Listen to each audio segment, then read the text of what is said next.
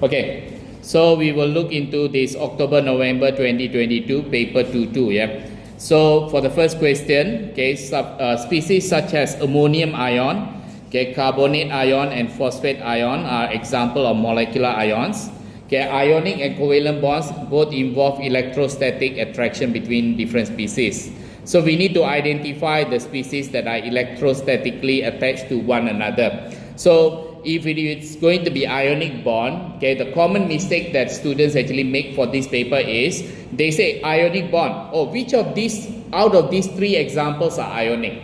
That's the mistake that the student did. But they didn't say out of the examples given above, please identify. No. They just say identify the species that are electrostatically attracted to one another in ionic bond. So it can be any ionic compound. So it can be any ionic compound that is metal and non-metal. So it can be NaCl, it can be KCl, and so on. So I will actually take it as KCl. Okay, this is ionic. Okay, identify the species that are electrostatically attracted to one another. Okay, an ionic bond, so KCl.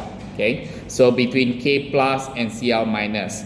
A covalent bond. Okay, a covalent bond must be between non-metal and non-metal. Okay, so therefore, okay, it can be Cl2, it can be Br2, it can be O2. Yeah, so I am taking it as Cl2. Okay, the important part over here is, okay, this question, they are not telling that you must refer to these three examples because they just say molecular ion. Okay, but the question that follows over there has nothing to do with that. Yeah, so you no need to stick to that. Yeah. Now B, complete the table 1.1 to show the total number of protons and electrons in the molecular ions. Okay, now we are going to use these molecular ions. Okay, so if you have NH4 plus, okay, so do remember nitrogen. Okay, nitrogen is going to be, okay, from your periodic table, nitrogen is 7.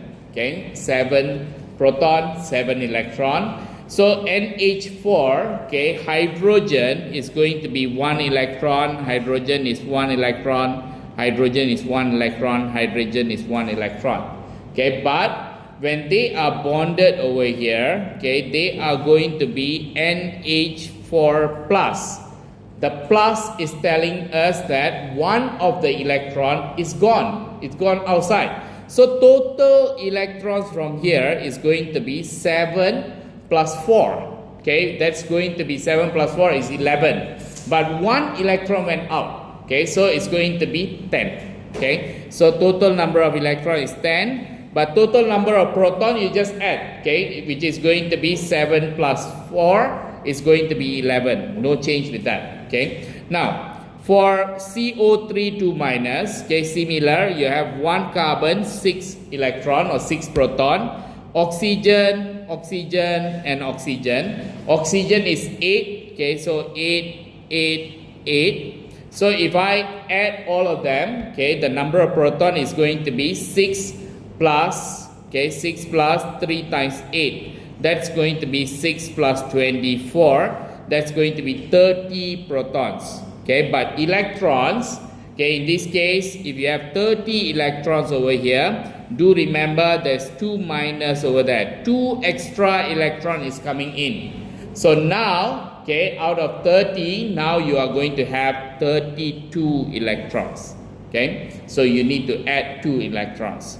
So PO4 3 minus, okay, phosphorus is 15. Okay, you do the same thing, oxygen, oxygen, oxygen, oxygen, 8, 8, 8, 8. So if I want to find the number of proton, so that's going to be 15 plus 4 times 8, that's going to be 15 plus 32, that's going to be 47. Okay, so number of proton is 47. Okay, and do remember that's 3 minus. So this entire thing, and then you have 3 minus. Additional 3 more electron comes in. So 47 proton, 47 electron, but that ion will need to have additional 3 more electrons. So 47 plus 3, that's going to be 50. So that's going to be our answer over here. Okay, next. Okay, ammonium, okay, ammonium ion is a Bronsted-Lowry's acid. Now, if they ask you to define Bronsted-Lowry acid, so you need to know Bronsted-Lowry, okay, they state whether acid is a proton donor, base is going to be a proton acceptor. Okay, in this case, there is no other answer. Yeah, please do remember Bronsted-Lowry. Okay, then you need to tell. Okay, it's going to be a proton donor. Okay, there shouldn't be any other answer. Okay, if they simply ask you define acid, acid, you can say acid can react with base, okay, to give you water and salt. Okay, that's fine. Okay, but if they say Bronsted-Lowry acid, then you need to identify. Okay, this is going to be a proton donor. Bronsted-Lowry's base, then you need to tell it's going to be a proton acceptor. Yeah. So if they say define base, just simply base like that. Okay, base will react with acid to give you salt and water. Okay, something like that. Okay, that's very general. Okay, but Bronsted-Lowry, yeah, you must say proton acceptor or proton donor. Yeah. Now, when ammonium ion, okay, is heated with sodium hydroxide, a pungent gas is produced. Okay, so generally when you have ammonium, that pungent gas is ammonia gas. Do remember pungent gas. Okay, not only ammonia is going to be pungent gas, we also define sulfur dioxide as pungent gas as well. Okay, but in this equation, when they say ammonium ion with sodium hydroxide, that pungent gas must be ammonia. So what we will get, so before we write the ionic equation, so you just say, let's say for example, we write the full equation, ammonium chloride. Okay, ammonium chloride reacting with sodium hydroxide, what it will give? It will give you NaCl. Okay, it will give you NaCl, and then from here you will get ammonia. Okay, so one of the H and then the OH, you will get water. Okay, so here there is nothing to balance, it's all balanced already. So what you need to do is to write down the ionic equation. So ammonium ion with Cl minus with Na plus and OH minus to give you Na plus Cl minus, and then ammonia cannot be broken, water cannot be broken. So you can remove the spectator ion. Spectator ion, okay, sodium, you have sodium over here. Okay, Cl minus, you have Cl minus over here. So what we have over here, you just need to rewrite again, which is going to be NH4 plus, okay, and then plus OH minus, give you ammonia and water. So you can write down, this is aqueous, this is aqueous, this is gas, liquid. Water is always liquid. Yeah. So this is the equation. Okay. Now next, the nitrogen atom in NH4 ammonium ion is sp3 hybridized. So what is sp3 hybridized? sp3 hybridized is going to be a mixing of one 2s orbital and three 2p orbital. Okay, so sp3. Yeah. So sketch the shape of 2s and 2px. So it doesn't matter 2s, 1s, 3s. The shape must be always a circle, which is a sphere. Okay, and 2p. Okay, 2p we always have this dumbbell shape. Okay, but we have x, y, and z. Okay, so they will actually, x, y, and z is the way that we draw along the axis. So for example, if I want to show the shape of 2s, the shape is going to be like this. Just circle like this. This is going to be the shape.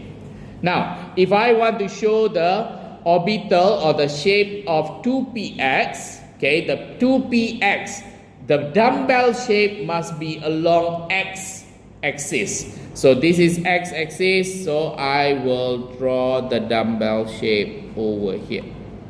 Okay, if I say for example I want to show for 2pz, for example, then it's going to be like this, 2pz. Okay, in this case, we want 2px. Okay, so 2px is going to be like this. Okay, now they didn't ask you, okay, about sp3 hybridized, yeah, or how the sp3 hybrid will look like. Okay, if they ask, then it will look like this. Okay, I hope you remember this. Yeah, sp3, yeah, sp2, sp, they look like that. Yeah, they look the same. Okay, now so this one sp, sp2, sp3 all look like that. Yeah. Now there are many naturally occurring hydrated compound that contains anion phosphate. Okay, so name the anion. I already named the ion. Yeah, PO43 minus is phosphate. Now what is extra thing that I want you to remember over here? This is phosphate is going to be the oxidation number of phosphorus must be mentioned. Okay, so this one additional. Yeah, the oxidation number. How to find the oxidation number of phosphorus? So you just put x, okay, plus 4 times negative 2. Okay, oxidation number for oxygen is negative 2 equals to negative 3. X equals to negative 3. Bring over there plus 8. That's going to be plus 5. So phosphate, we always write phosphate bracket V. Okay, this is additional. Yeah, so because in the marking key they mention phosphate bracket 5. Yeah, so this one maybe just take care. Yeah, just take note of this. Now struvite is a soft hydrated mineral, okay, with Mr relative molecular mass 245.3. The anhydrous form of the mineral, okay, has this formula. Okay, calculate the number of molecules of water of crystallization in struvite. Okay, so if you look at struvite, it means this is the one that has water of crystallization. And if you look over here, they have this anhydrous form. Okay, so we need to calculate the number of molecules of water of crystallization. And how do we do that? Okay, first of all, you find out for the anhydrous, the Mr. Okay, so nitrogen, okay, is going to be 14. Okay, nitrogen is 14, not 7 anymore. Yeah, 14, the mass. Okay, then hydrogen is 4 times 1 is going to be 4. Magnesium is 24.3. Okay, 24.3. If you are not sure, okay, please go and look at your periodic table given. Do not just say, oh, magnesium is 24. No, we have to follow what is given in your paper, 24.3. Okay, so 24.3. Hold on, yeah, 24.3. So plus phosphorus, okay, phosphorus is going to be 31, okay, and 4 times oxygen, 4 times 16, and you will calculate, if you calculate, okay, you will get 137.3. Okay, once you get that, okay, you need to deduct between these two numbers, okay, because one, okay, struvite is the one with water, okay, and 137.3 is without the water. So you find out, okay, how much is the Mr for water. So it's 245.3, okay, minus 137.3, and you will get, okay, 108. Okay, so water, the Mr for water is going to be 2 times 1, okay, plus 16, 18. So you need to find out, okay, how many molecules of water is within this 108. So you divide by 18, you will get 6. Okay, nearest integer is 6. So show your working. So number of molecules of water of crystallization is 6. Okay, so all these working must be shown. Okay, must be shown. Now next, hydroxide ion, okay, reacts with 2-bromo 2-methyl propane in SN1 reaction. nucleophilic substitution reaction. So this reaction happens for halogenoalkane. Okay, so the molecular ion, okay, this ion, they form as an intermediate in this reaction. So this is the intermediate. Okay, so now, okay, they ask you, okay, to draw the mechanism of SN1. So do remember, if there is intermediate in this case, this is going to be already tertiary carbocation.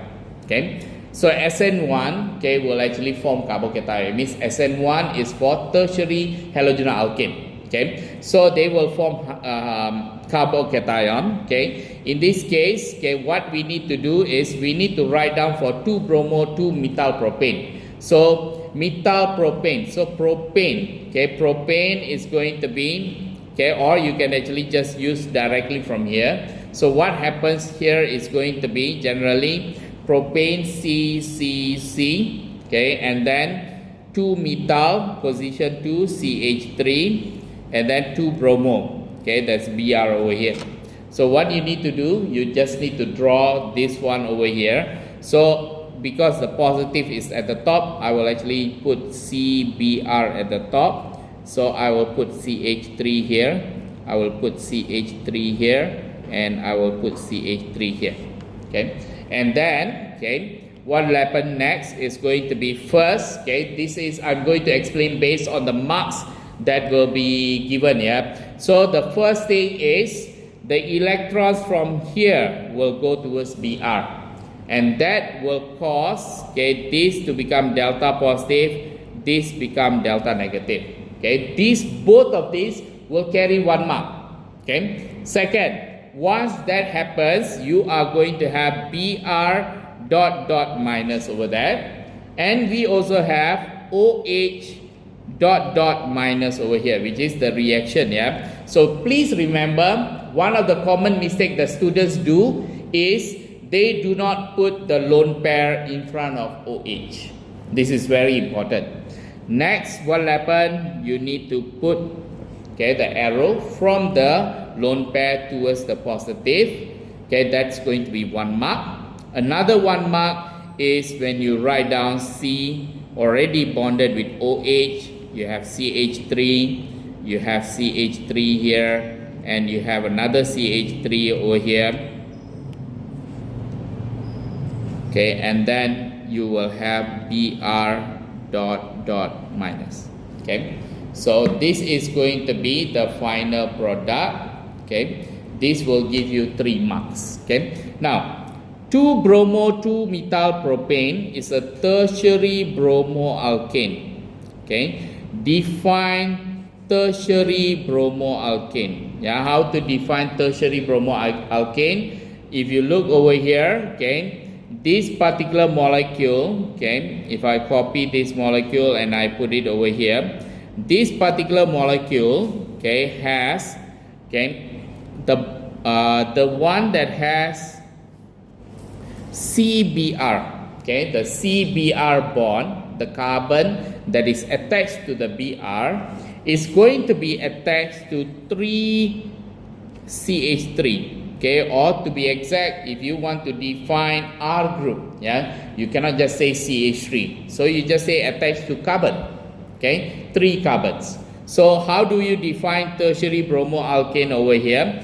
The carbon, okay, carbon attached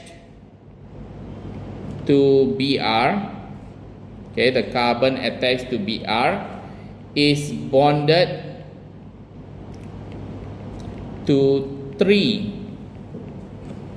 carbons, okay, or 3 carbon molecules.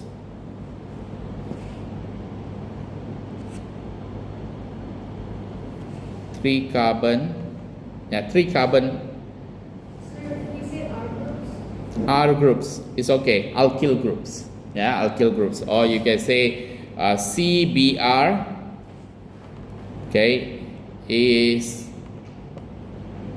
attached the carbon in CBr, the carbon in CBr is attached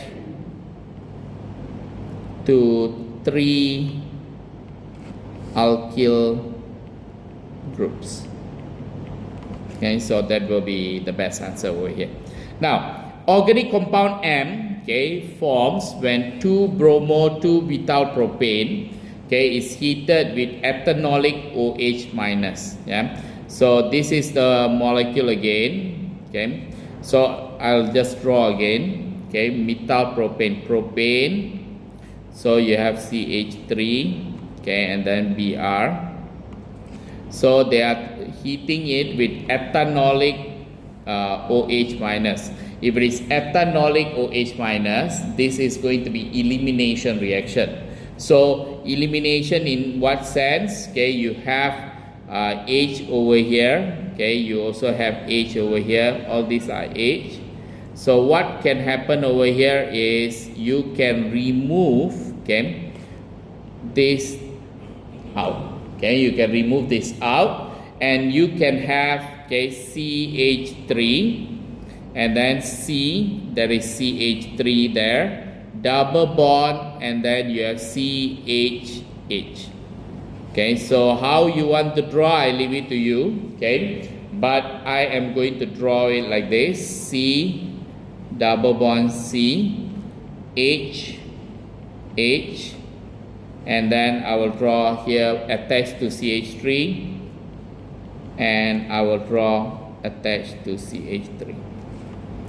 Okay, or if you want to be more neater and nicer, okay, you can draw like this: C, H, H, H, and H.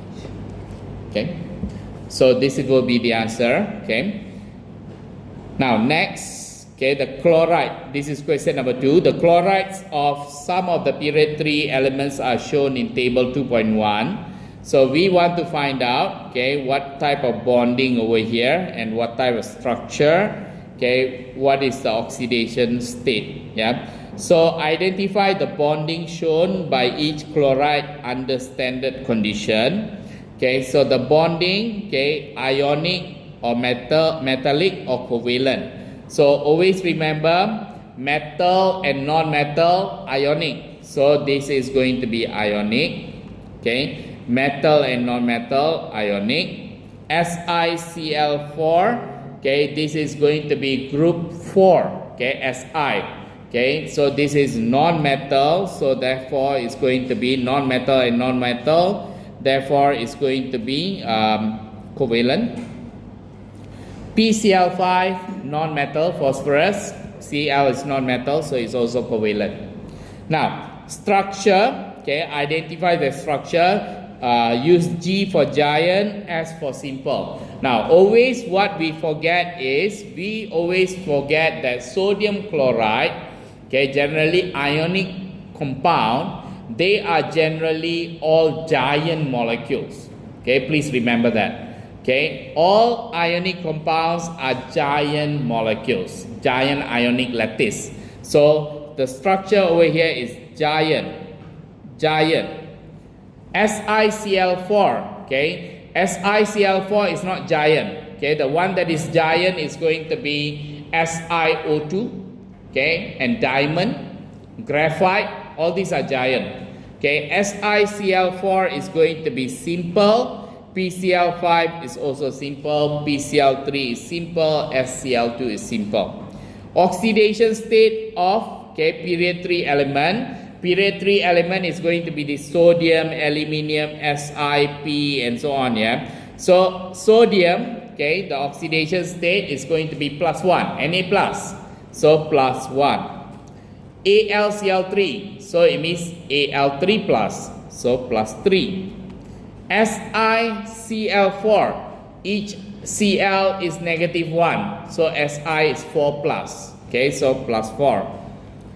PCl5, Cl is -1. Okay, so P is +5. Okay, so +5. PCl3, Cl is -1. Okay, so P is going to be +3. And then SCl2, Cl is -1. Okay, so if you have 2, so it's going to be +2. Okay, all these are going to be the oxidation state. Now, write equations, okay, for the reaction of NaCl and PCl5 with water. Okay, so it means what will happen when you add water. Okay, so for NaCl, okay, do remember NaCl, if you are using solid, okay, when you add water, okay, what will happen? They are going to actually change into NaCl aqueous. You can just leave it like this, okay, or you can say that NaCl solid is going to change into Na plus and Cl minus aqueous, up to you, okay. But do not write down NaCl plus H2O. No, yeah, no need to write because they dissolve only, yeah. So sodium chloride, they dissolve or ionizes in the solution, okay, to give you the solution of NaCl. PCl5, okay, on the other hand, PCl5 plus water, okay, they are going to give you, okay, they supposed to give you PCl5 plus water, okay, they are going to give you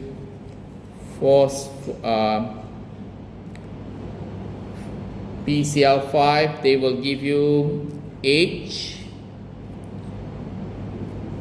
and then you have Cl, HCl plus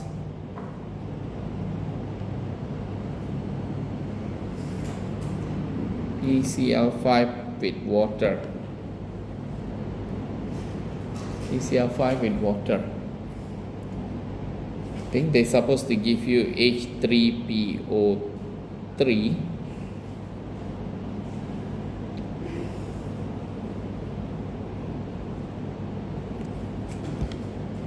PCl5 plus water to give you H3PO3. I think let's see whether I can balance this.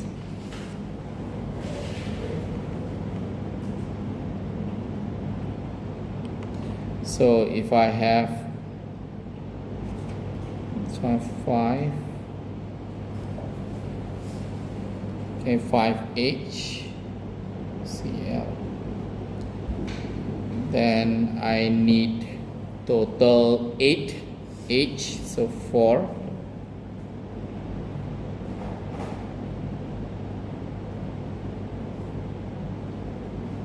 This one I have to check, yeah. So let's check.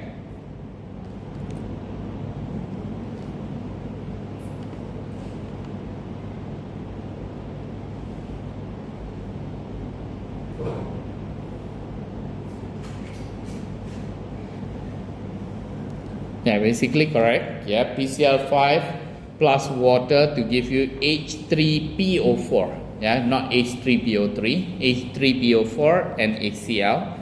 Okay, so let's actually try to do again. So my mistake is here. So let's try to balance again. Okay, plus H2O to give you HCl, H3PO4. Okay, we try to balance. Okay, so you have 5 Cl, so I put 5 here. Okay, hydrogen I have, okay, I need 4 oxygen, so I just put over here 4. So 8 hydrogen. If I look over here, 8 hydrogen. Okay, I think it's all balanced already. Okay, so this will be the answer. Okay, this one solid, liquid, aqueous, aqueous. Okay, so make sure you include the state symbols, very important. Now, in the gas phase, okay, AlCl3 exists at equilibrium with Al2Cl6 as shown. Okay, so they have given this. Okay, so this one is what we call as dimer. Okay, so we are going to complete dot and cross diagram to show the bonding in Al2Cl6. So what happens over here, basically both of them, okay, they're supposed to be like this: Al, Cl, Cl, Cl, and then you have another Al. Okay, you have Cl, Cl, Cl, what happens, okay, the electron from this Cl will go here, the electron from this Cl will go here, okay. So that is going to be the sharing over here. So what I can do, I just first, okay, draw another Al, okay. So this is another Al.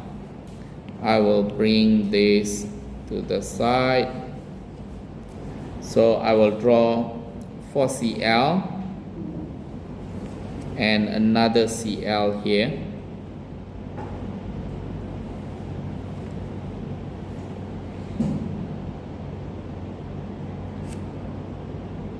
Now I still have Cl bonded to that Al, yeah. Al, Cl bonded to that, Cl bonded to that. Hold on.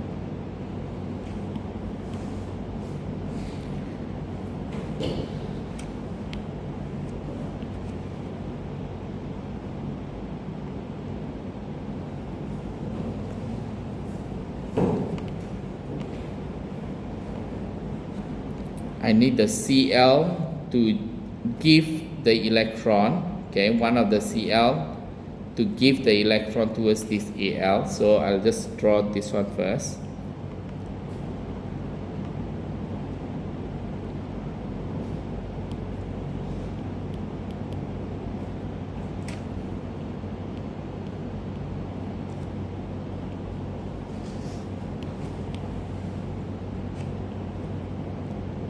Cl will give the electron over here. So earlier here they will share, okay, they will share, but this Cl, okay, will give directly, okay, will give directly. So each aluminium, okay, so this one, the dot, okay, is going to represent for Cl. So let's say Cl.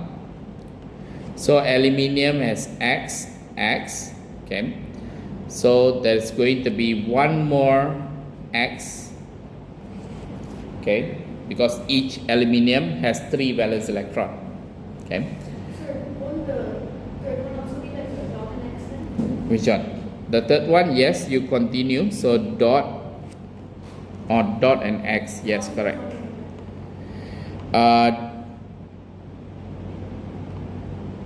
Cl will donate directly. No, for this one, the third one, because they are donating the lone pair, okay, you can see here, donating the lone pair. So it means both of them are going to be dots, okay, they will donate directly. So this one, just be careful, okay, but I will draw others first, okay. So you see here, after that, do remember, they are also going to be connected to another, this entire thing, yeah. So this one is also connected to aluminium.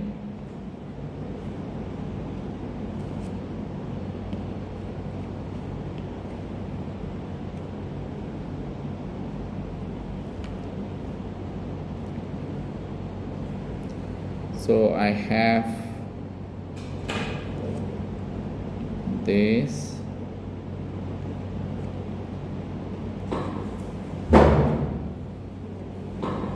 Okay, so basically this electron will go there,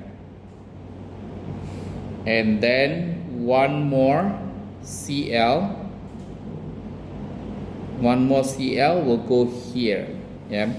So it means now there will be another Cl here, okay, Cl3, okay, something like this, inshallah. So if you look over here, so you have, this is Al, okay. So this one is the one that is involved for the dative bonding, okay. So that's why it's actually 2 electrons came directly, okay. Now this one is the one sharing, so I put X dot, okay. So the dots again, okay, you put dot, dot, dot, dot, okay. Now for this one, remember aluminium has 3 valence electrons, so that's X. So now this is sharing like normal, Cl. So you have dot, dot, dot, dot, and this is going to give you another dative bond. Yeah, so this one. So this one will be dot and dot coming in. Okay, and then here Cl, and this one X and dot, X and dot. So this one will be dot, dot. Be very careful because they will use this, okay, to mark. So cannot be simply, the thing is, you have to be very certain or very sure what you're doing here, because here it must be dot and X. Here dot and X. But here it's not dot and X yet. So here is going to be dot and dot. So this one is going to be dot and X. So for this one, dot and X like normal, dot and X like normal, dot and X like normal, but this one is the dative bonding, dot and dot. Very important. Okay, so in this case, what is important over here, Al and Al, they don't come directly together. They share the electrons through Cl. So it means that Al and Al, they don't actually overlap like this. Okay, they are far. Yeah, you can see. So even you can check the marking key. Okay, it is like this. Okay, so there's going to be 2 over here, and you can see here dative. Okay, and there will be another one. Okay, dative to here, and then dative to here. Okay, but the diagram is the same. Yeah. Now, next, state the effect of an increase in temperature on the equilibrium mixture in equation number 1. Okay, so this is going to be equation number 1. So if I increase the temperature, okay, what will happen? Okay, so this one is going to be, you need to know, okay, when you increase temperature, so this one, if you put the hand over here, remember last time I taught you, okay, if it is negative, then it's going to be exothermic, your hand will feel hot on the right hand side. So if you put another hand over here, if the right hand side is going to be hot, this is going to be cold. Then if you increase the temperature according to Le Chatelier's principle, LCP, you need to decrease the temperature. How do you decrease the temperature? Of course, from hot to become cold. You cannot actually change from cold to become hot. Okay, so it will go to, it will favor the backwards reaction. But when you answer, do not answer it will favor backwards reaction. It will favor, this is the forward reaction is exothermic. It will favor endothermic reaction. Okay, so it means that what will be formed more? Okay, the dimer will form AlCl3. Okay, so you just say the dimer, okay, will form AlCl3 as increase in temperature favors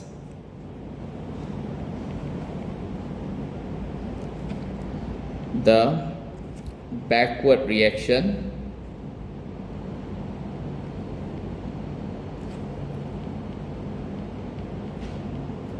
which is endothermic. So I'm actually including these 2 key concepts. Okay, if you just say it will favor endothermic reaction, it's okay. Okay, so make sure there is a term endothermic is being used. Okay, why that term is important? Because if you look at the marking key, okay, they will actually mention about endothermic reaction. Okay, you see, first, okay, they say the reaction is exothermic, it will shift to the left hand side, but I don't use this term left hand side. Okay, we will actually use backward or forward. So it will shift to the left hand side because forward, or it will shift to the left hand side, backward reaction is endothermic. So you can actually say the endothermic reaction is favored, so that more AlCl3 is being formed. So in this case, our answer is basically following this last one. Yeah. So we will favor AlCl3 because we are favoring endothermic reaction. Okay. So left hand side, backward reaction and so on, yes, it will be there, but please make sure you include all the important concepts over there. Yeah. So in this case, I'm focusing on what is the product. Okay, in this case, you will get more AlCl3, and I'm telling it's going to go to the left hand side by saying it's backwards reaction, and also telling that it is endothermic reaction. Yeah, this is the most important, endothermic. Yeah. Now, a 3.3 gram sample of period 3 chloride is heated at 500 Kelvin in a sealed flask. At this temperature, the chloride, okay, of this particular volume and the pressure is going to be given. We are going to use PV equals to nRT. So PV equals to nRT, okay, pressure, okay, we are going to use, okay, Pascal. So 323 kilo is 10 to the power of 3. Okay, volume, we must use meter cube. Okay, so how do we change? 250 cm. C is negative 2, okay, 3 times. cm3 means cm times cm times cm. So 10 negative 2 times 10 negative 2 times 10 negative 2. That's going to be 250 times 10 negative 6. Make sure you know how to convert. Number of moles, okay. So they say that you use 3.30, okay, divided by mR. Okay, 8.31, you need to know the gas constant, and then T, it must be in Kelvin, so 500. So using this, okay, I have calculated. Okay, you can calculate what is mR. Okay, if you follow this method of calculating, you will get this value divided by this value. In the end, the mR, you will get 169.8. Okay, and if we want to deduce the formula, okay, we want to deduce the formula, they say it's a period 3 chloride. Okay, if you look at the period 3 chloride, there are many period 3 chloride over here. Okay, so we want to find out which of these period 3 chloride is going to be 169.8. Okay, so 169.8. Okay, so if you look at here, okay, this is Cl is 35.5, this is 23. Okay, it doesn't give you 169.8. Okay, aluminium, okay, and this one, aluminium is 26. Okay, then 3 times 35.5. Okay, if you calculate, okay, you just calculate and see what you get. Okay, but finally, okay, if you keep on calculating, if you reach SiCl4, okay, you will actually get this working. SiCl4, Si is 28.1, 4 times 35.5, and when you add this, okay, you are going to get 169.8. Let's see, yeah, 28.1, 35.5, 71, okay, 71 times 2, 142. Okay, then you will have 170.1. Okay, it's around 170.1. 71, yeah, 170.1. So the mR is 169.8. Okay, so the formula is going to be SiCl4. Okay, which is similar to close to 169.8. Okay, now next, E. An excess of Cl minus is added to 1 cm cube of Br2. So basically, you have a lot of, if you have difficulty to see this, you can just put it as NaCl, okay, you add with Br2. And we want to know whether there is going to be any reaction, okay. So do remember last time I told you this is going to be the couple, boy and girl, okay, and then when you put Br2, will you be able to separate them? Yeah, so you need to remember FCBI, okay. So in this case, the Br, okay, the Br2 is less reactive compared to Cl. Okay, it means that the Br2 is not that handsome, okay, until you can break this couple. Okay, so it means in this case what will happen, okay, the Br2, in order to break the couple, basically what happens if you break, they supposed to give you Cl minus and Na Br if that happens, okay, if that happens. So Cl is going to be -1 oxidation state. If it has happened, okay, Cl supposed to become Cl2, okay, so they will become 0, okay, from -1 to become 0, that's going to be oxidation. So it means that, okay, Br2 is, in other words, you can put, can Br2 oxidize Cl minus or not? The answer is cannot, okay, cannot. So in this case, you answer like this, okay, describe what is observed, okay, no change, okay, or you can say no change, or you can actually answer the brown the brown color of Br2 remains. Okay, why? Br2 is not able to oxidize Cl minus. Okay, it's not able to oxidize Cl minus because it is, no need to say because, I think it's already 2 marks, okay, 2 marks only. You already mentioned it cannot oxidize, it's okay, that's already enough, okay, 2 marks. One is the brown color will remain, and then you explain it is not able to oxidize. I don't want you to answer, oh, the Br is going to be less reactive compared to Cl. That's why they are not handsome enough, they cannot separate. No, I don't want all that. So basically you need to still, okay, come back to say that whether they can oxidize or reduce. In this case, they cannot oxidize, okay, they cannot oxidize Cl minus.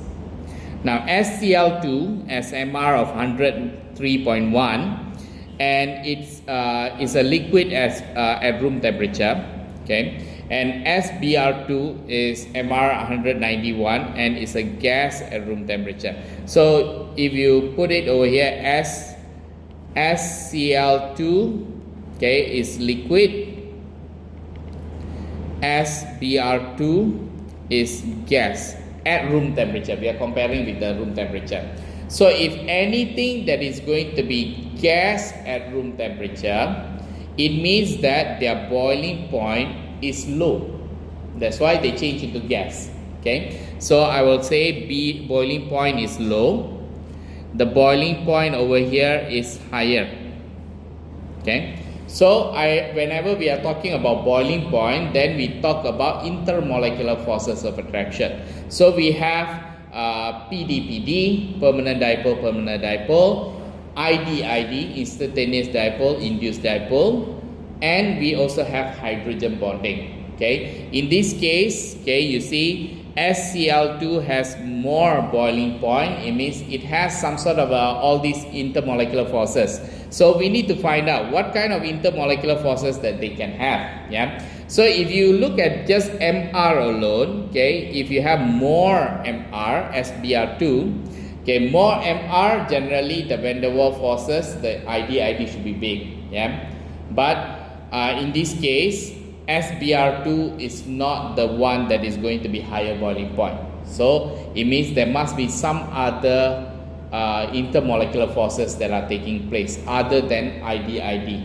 So it means that SCl2, okay, there are few types, okay. In this case, I don't see any hydrogen bonding, okay. So we are talking about PD and ID. If you just focus on ID, then SBr2 is supposed to be higher boiling point, okay, but it means now there is PD-PD, and the PD-PD of SCl2 is stronger, and you need to mention why, okay, because Cl, okay, if you look at periodic table under the group CBI, okay, Cl is at the top.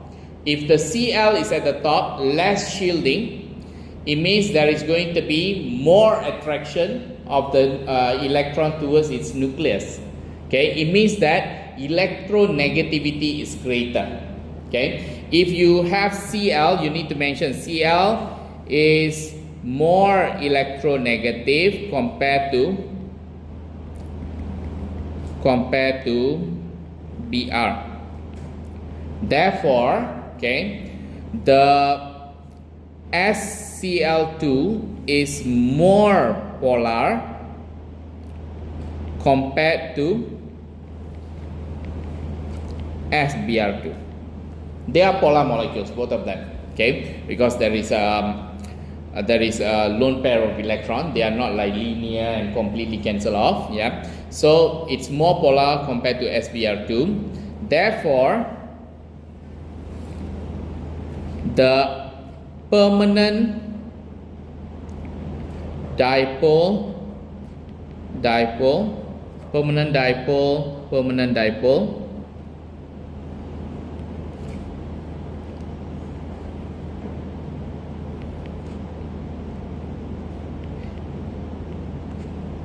bonding and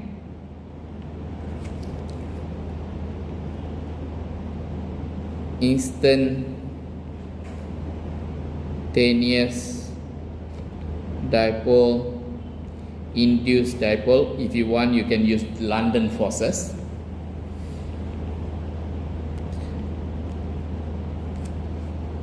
Are greater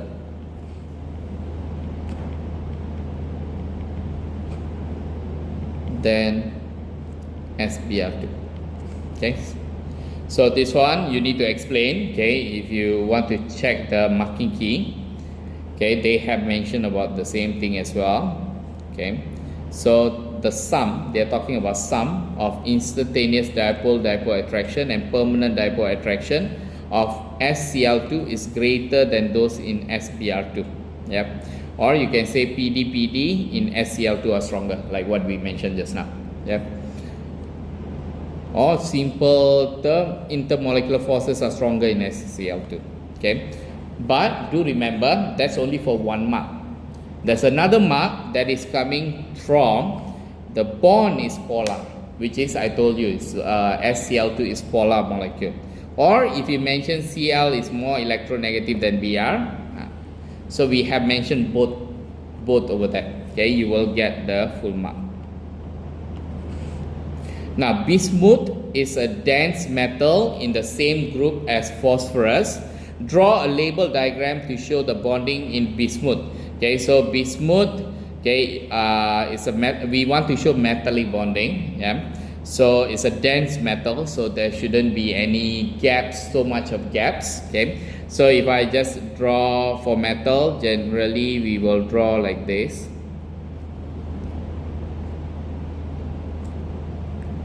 And then draw in between.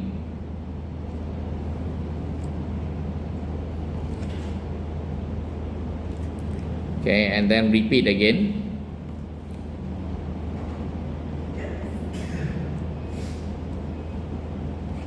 Okay, and what we need to do extra, yeah, this is the what students make mistake. You need to put plus over there to show it's a metal cation,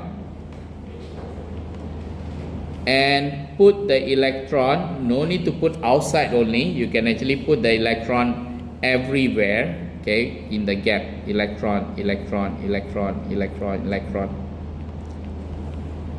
okay, you can put everywhere. And please remember, label diagram, so you must label. So this one is bismuth metal cation. So what is this? Delocalized electron. Okay, this will give you the full mark. Make sure 3 rows at least 5 atoms. Okay. Now, bismuth reacts with chlorine to form BiCl3. BiCl3 is solid at room temperature. It melts when heated gently. BiCl3 reacts vigorously, okay, with water at room temperature to form acidic solution. Okay, suggest the type of bonding and structure shown by BiCl3. Okay, so first bismuth, okay, they react with chlorine to form BiCl3, and then okay, it's a solid at room temperature, melts when heated gently. It means the boiling point, okay, is low. Okay, melts when heated gently. Generally, if it is ionic, okay, the boiling point is high. Okay, so BiCl3 is automatically covalent. Why? Because the boiling point is low. Okay, so what type of bonding? First is covalent. Okay, why? Because it melts easily, or boiling point is low.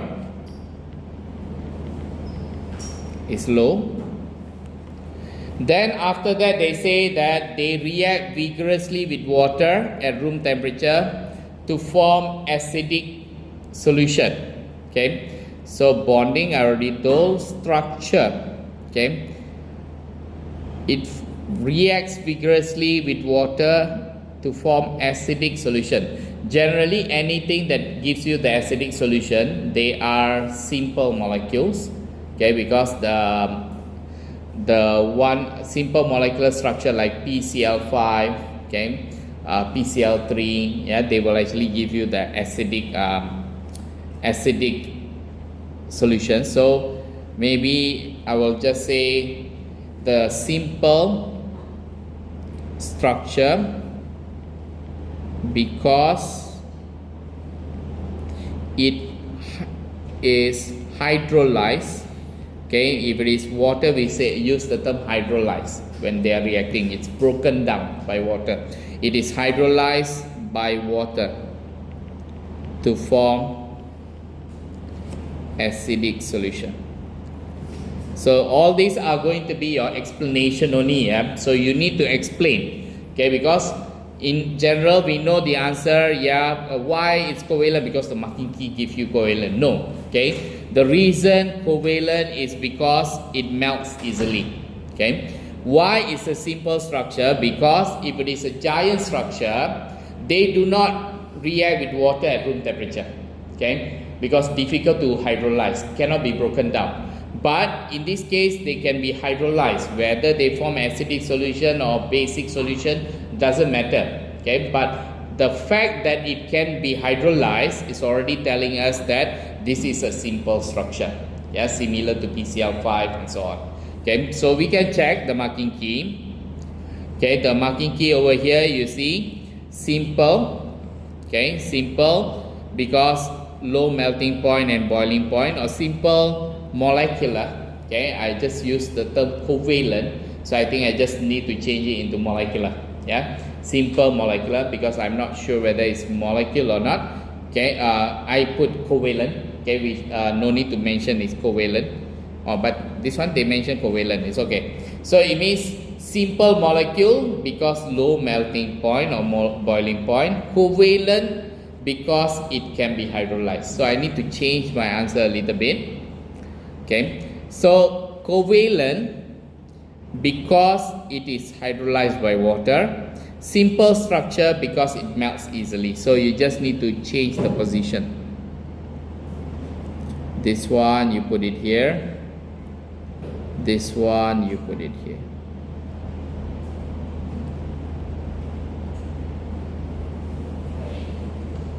Okay. So covalent because it is hydrolyzed by water. Okay, not ionic. Now, Question number 3. So just to take note, we have total of 4 questions over here. Yeah. So number 3, organic compounds can be distinguished using chemical tests and analytical techniques. Okay, so we have 4 pairs of organic compounds. Okay, and then they say you want to test them, and then what is the positive results and so on. Now, first of all, we have to identify what type of compound first. Yeah, so there is carbon, okay, and then OH. So this is aldehyde, and this is going to be ketone. No need to be very specific. So I know that this is carbon over there. So this is going to be ketone, and this is also a ketone. And this one is also R group. R group is a ketone. This is ester. Okay, R, C double bond O, O and R. And then, okay, if you look over here, this one contains OH. Okay, contains OH, but this one contains, okay, double bond. Now, whenever you see double bond, the first thing you need to test, okay, is going to be, I'm going to solve the 4th one first. The first thing that we test is you go and add bromine water. Okay, you add bromine water. What will happen? Okay, automatically D2, okay, D2, okay, will change, or D2 will decolorize the bromine water. The bromine water, because of carbon-carbon double bond. Okay, so they say identify which compound. I say D2, and then give the positive result, which is decolorize the Br2 water. Okay, no need to explain anything else. Yeah. Now here, how do I define differentiate ester and ketone? Now, ester and ketone, do remember here, they say that you cannot repeat. Yeah, so it means you must use different region for each test. So you need to plan properly. Okay. So if you have, like say for example, ketone and ester, there is no way to identify ester. Okay, but ketone, what we can do, you can actually identify ketone and aldehyde by using 2,4-DNPH. Okay, so 2,4-DNPH, no need to write the full name, this will do, and this will give you the orange precipitate. Okay, orange precipitate will be formed. Okay, but you need to tell which one will give you orange precipitate. So C1 will give orange precipitate with 2,4-DNPH. Okay, so C2, no reaction.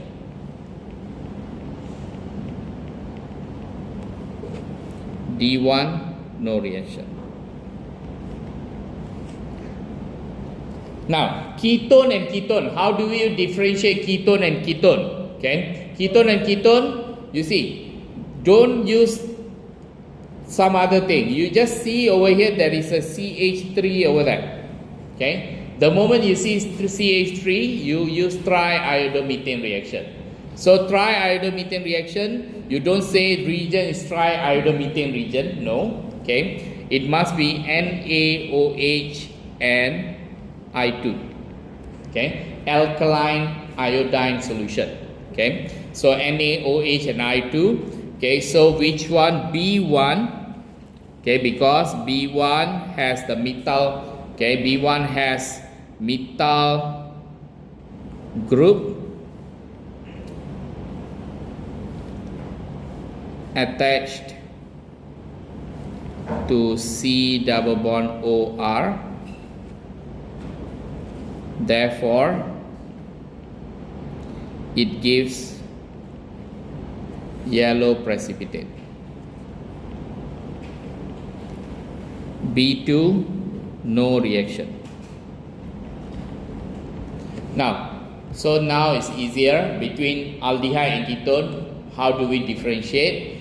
you can either use tolling or you can use fouling. Okay, so tolling or fouling. Okay, let's say for example I want to use tolling. Okay, tolerance region. So tolerance region, okay, is going to be giving you the silver mirror appearance. Okay, so which one will give you silver mirror? Aldehyde. Okay, so A1 will give silver mirror appearance, silver mirror precipitate. Okay, A2 no reaction. If you want to give fouling solution, then A1, okay, will give you orange precipitate, okay, and A2 will have no reaction. Okay, so choose, okay, which one you want.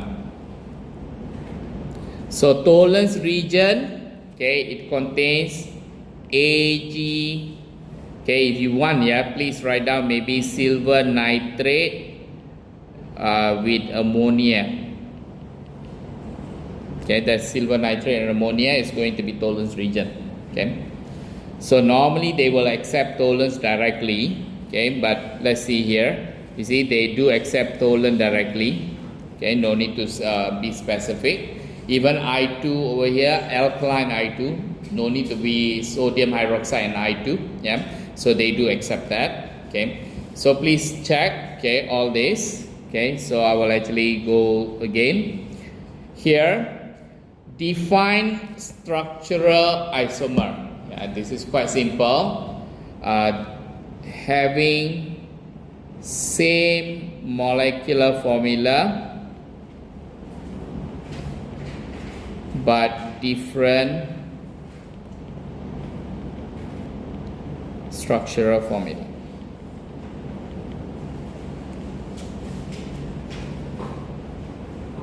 Structural isomer, okay, we have many, yeah, positional isomer, functional group isomerism, chain isomerism, and so on. Okay, so give the systematic name of B2. Okay, let's see what is B2. Yeah, they want you to name this B2.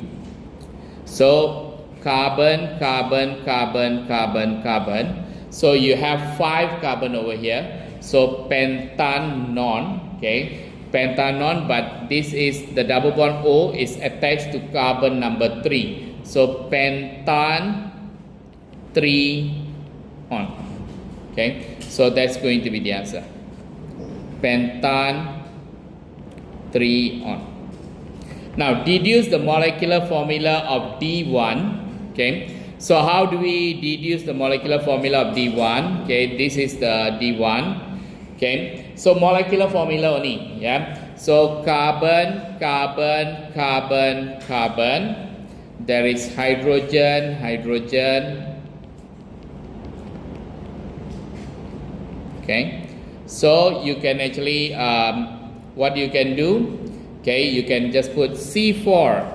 Okay, how many hydrogen? 1 2 3 4 5 6 7 plus 3. C5, okay, C5, sorry.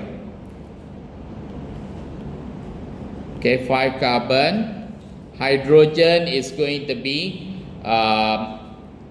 6, 7 plus 3, 10, and then you can put O.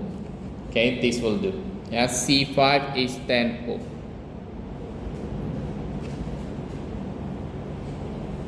C5 is 10O. Now D2 forms polymer, okay, when heated gently. Identify the type of polymer. Yeah, so D2, this is D2, so let's select this, copy,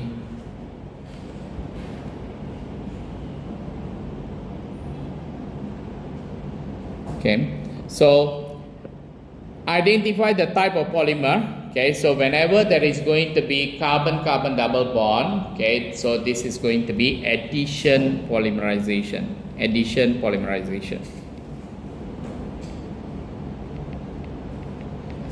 Draw one repeat unit. Repeat unit 1. Yeah. So make sure you draw the repeat unit. Okay, so generally this is carbon, hydrogen, hydrogen. So this one, all these are carbon, and then there's one hydrogen here. So if I draw this nicely, C, there is hydrogen, double bond, C, there is hydrogen. This one, okay, is attached to CH2, attached to another CH2, and then OH. But rather than writing like this, okay, you can just simplify. This is C2H4OH. You can simplify that. Okay, so what I can do, I'll just put CH, H, double bond, CH, C2H4OH. So when I want to draw the repeat unit, you break the bond. Okay, you break the bond. Okay, just break this particular bond, and then open the arm. Okay, and if they say 2 repeat unit, you repeat, copy and paste. So in this case, 1 single repeating unit. This is the answer. Okay, make sure there is no double bond is seen in this answer. Yeah, so that is the main thing. Make sure the answer do not have double bond. Okay, that's going to be the answer for this. Now, C. Organic compound E contains 3 carbon atoms. Okay, they already mentioned there are 3 carbon atoms, and E reacts, okay, with cold dilute KMnO4 to form single compound F, okay, with this Mr. Okay, so they say E will react with cold diluted acidified KMnO4. Most likely cold dilute. Okay, this is most likely anything that has carbon-carbon double bond, and then they give you diol. Yeah, because that's the reaction that will react with cold dilute acidified. Yeah, so they give you the infrared spectrum of E. So E, this is E. So the E has 3 carbon atoms. Okay, and then most likely, just now I say reacting with cold, most likely they contain carbon-carbon double bond. Yeah, most likely. And then F, okay, most likely it has the OH, 2OH group diol. But this one, if you look at the structure itself, you see the ghost, okay, the ghost with the peace sign over there. That is an indication that this is an alcohol. Yeah, so we already know there is an alcohol. So there is diol over there. Okay, so here, okay, what I can what they want further is, okay, they say that use all this data. Okay, they say both spectra shows absorption between 2850 and 2950. Okay, 2850 to 2950 is somewhere here. Okay, and somewhere here. So it means that, okay, both of these, okay, they have either both spectra shows absorption between 2850 and 2950 owing to CH bond. Okay, it means that they are talking about this. Okay, they have owing to CH bond. Okay, so carboxyl group, hold on first. Okay, hold on first. They say both of them have CH bonds. Okay, now use the 2 infrared spectra. Okay, and table 3.2 to identify the functional group present only in E. Okay, so if only in E, okay, let's see. They say that, okay, 2850 2950. Okay, 2850 2950 is somewhere here. Okay, so we don't touch that. Okay, so they say only in E. Maybe if I see here, there's somewhere between 1600. Okay, so 1600. Okay, there's something there. Okay, so what I can say is, okay, I just need to look at 1600.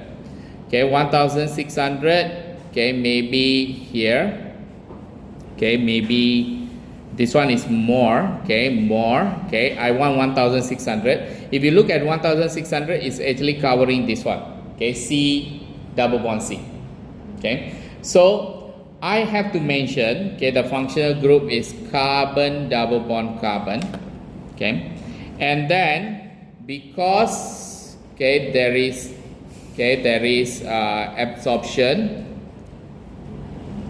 at 1500 to 1800, 1680, okay. So therefore, okay, there is going to be carbon-carbon double bond, and they react with coal KMnO4. Okay, that's going to be another indication. Yeah. So we have identified that. Now use the infrared spectrum of F to identify the functional group formed when E reacts with coal dilute acidified KMnO4. It means we are talking about the OH, the diol. So it means the ghost. Yeah, this one. Okay. So the ghost sign, okay, is going to be represented by the bond at, okay, this 3200 to 3650. So the functional group is going to be OH, which is the hydroxy, not carboxyl. Yeah. And then you mentioned it is going to be because there is an absorption from 3200 to 3650. Okay, so you mentioned that. Okay, then we have settled that. Now, next is going to be the mass spectrum of E shows a molecular ion peak and M+2 peak of approximately at equal abundance. If it is equal abundance, it means the ratio is 1 to 1. Okay? If ratio 1 to 1, it means that we are talking about Br. I already told you.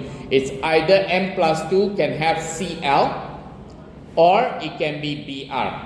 Okay? So Br will be the one that is suitable over here because the ratio is 1 to 1. If it is going to be Cl, the ratio is 1 to 3. Okay, so it means there is Br.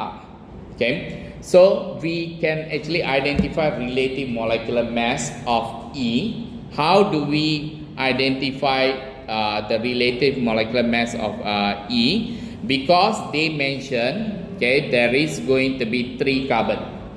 Okay, there is 3 carbon. We know that there is going to be double bond.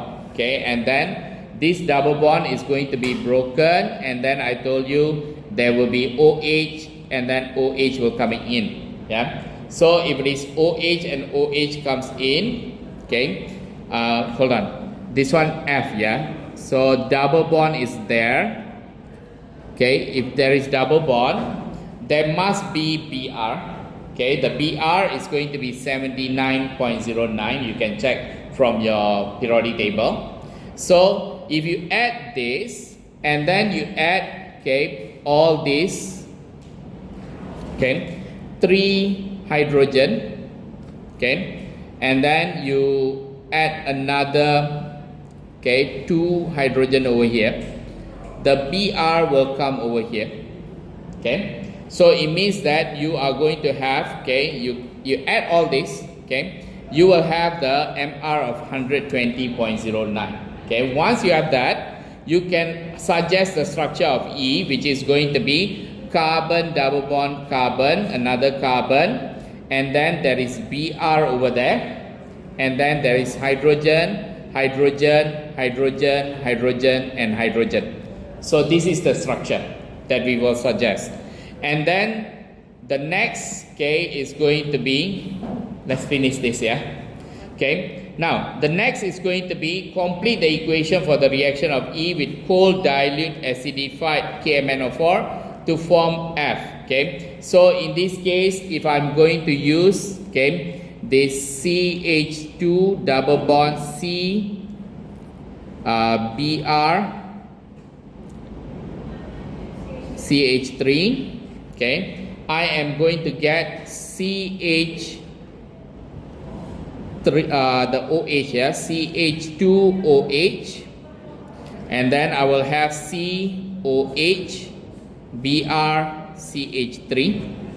Okay, so the OH and OH will come in. Yeah, so you can see. Yeah, you will get this, and then this, okay, the D part, C2 can be synthesized using A1 as a single organic reactant. Okay, this one I can actually finish it very fast. So basically what is happening over here, you are having aldehyde, okay, aldehyde, and you are going to actually have ester. Okay, so you are going to have, okay, you need to, ester is being formed from alcohol, okay, plus carboxylic acid. Okay, so what you need to do first, this aldehyde you need to change into carboxylic acid. Okay, so if you change into carboxylic acid, how do you change aldehyde to carboxylic acid? You oxidize using KMnO4. Yeah, then here we can also change. Okay, how do we get alcohol? Okay, you can get alcohol from carboxylic acid. You can reduce carboxylic acid, and you can actually get the alcohol, the primary alcohol. How do you reduce? You can use LiAlH4. Okay, so using these two, okay, you will be able to get the ester.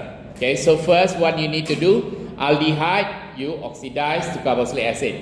Take that carboxylic acid, you reduce, and once you reduce, you will get, okay, the primary alcohol. You bring these two together, use concentrated sulfuric acid, heat under reflux, you will get this particular C2 ester. Okay, that's it. Yeah, total 22 marks over here. Okay, that's all guys. Thank you. Done.